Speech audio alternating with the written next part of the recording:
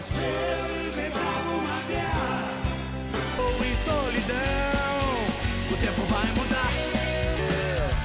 Não há razão pra cantar e nada vai me segurar. O rock surgiu nos Estados Unidos por volta da década de 50, com grandes nomes como Chuck Berry e o rei do rock Elvis Presley. Seu nascimento se deu pela mistura de gêneros já existentes, como o jazz, o folk, o country e o blues.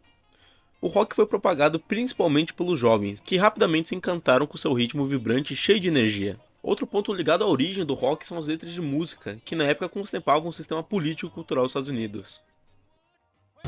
O rock veio pro Brasil somente nos anos 60 com os Mutantes, mas foi nos anos 70 que ele começou a se difundir de fato, quando surgiu Cazuza, Legião Urbana, Raimundos. Enquanto o Brasil tinha esses grandes nomes de banda, aqui no Paraná nós tínhamos Beija-Força, Reles Pública e também o Blindagem.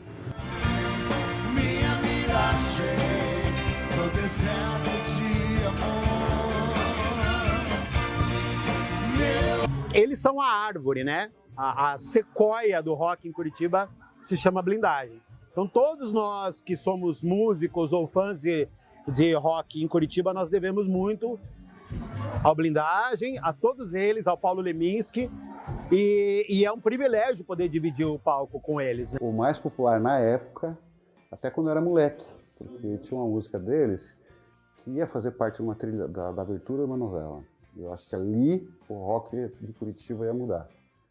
Isso devia ser 78, 77, acho. E a música deles estava tocando na televisão.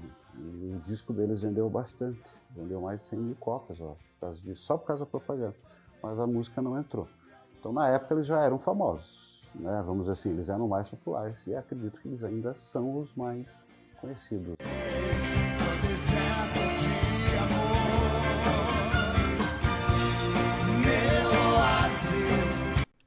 A formação do Blindagem se deu em 78 com Paulo Juca, Maurício Totero, Alberto Rodrigues e Mauro Júnior. A entrada do Ivo Rodrigues, o icônico vocalista da banda, se deu só em 79, e junto com sua entrada, Stotero saiu da banda. Juntos eles fizeram diversos álbuns, como o álbum nome da banda Blindagem, Cara Coroa e também além do Rock Concerto, que foi feito no Teatro Guaíra uma forma de homenagem para tentar deixar de memória a Ivo, que estava com câncer nessa época e infelizmente veio a falecer em 2010.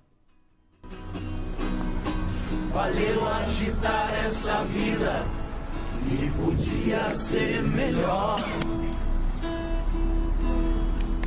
Valeu, mesmo assim.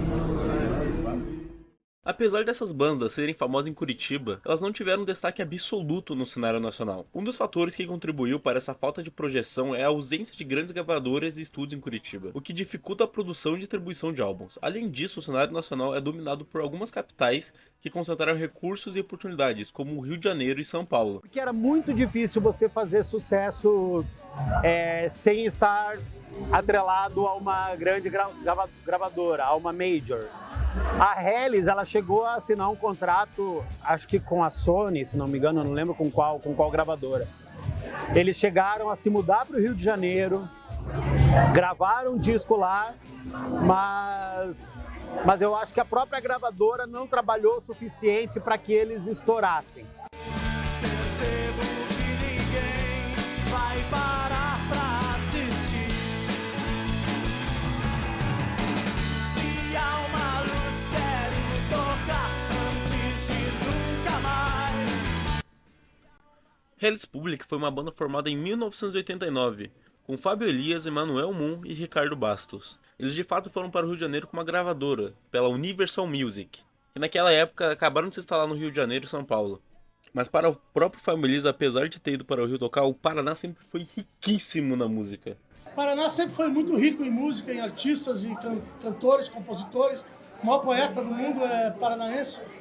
Aqui só faltou mais a mídia se voltar para cá, os grandes produtores, porque ficou tudo confinado ao eixo Rio-São Paulo. As bandas do Rio Grande do Sul tinham que ir para São Paulo, bandas de Brasília tinham que ir para São Paulo, Rio, e as bandas aqui do Paraná ficaram aqui no Paraná, porque em vez de mudar do Paraná, tentamos mudar o Paraná.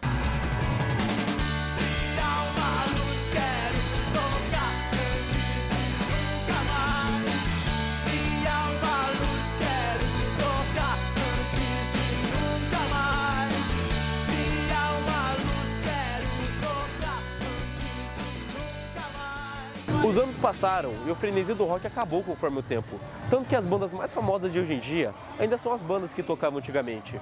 Enquanto as outras cidades do rock foram para outros gêneros musicais e caíram no esquecimento, Curitiba ainda manteve seu espaço, não somente com bandas autorais, mas também com as chamadas bandas covers.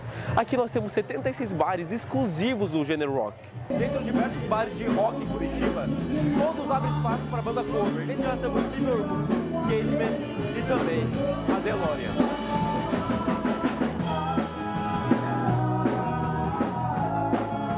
O público de Curitiba sempre preferiu as bandas cover. Eu falei que tinha cena de alternativa, cena autoral e cena cover, mas a cena cover atraía muito mais gente. Então era uma época, como eu sou jornalista, eu também já escrevi sobre isso. Faltava, e acho que ainda falta ao público curitibano, a curiosidade para conhecer a música feita na sua terra, entendeu? Para conhecer bandas novas e tal. Acho que nenhuma cidade do Brasil tem uma cena forte de cover como Curitiba, com tanta banda cover. Né? Curitiba tem muita banda cover de vários estilos, né?